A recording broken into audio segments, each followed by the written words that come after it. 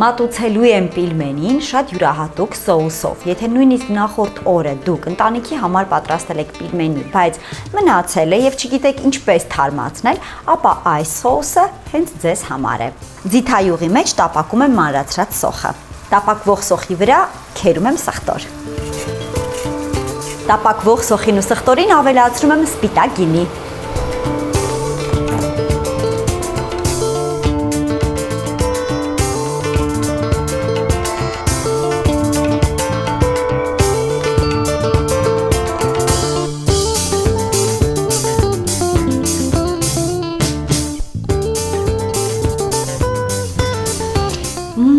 Հիասքանչ է։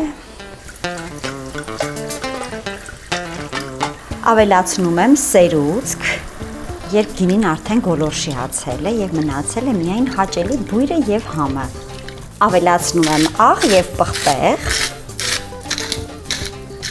Սոուսին մի փոքր ալյուր եմ ավելացնում, որ ավելի այսպես մարմնեղ լինի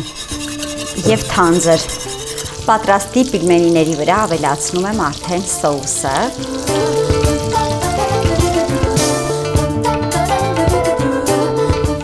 Եվ վրան ավելացնում եմ կարագով տապակած սոխ։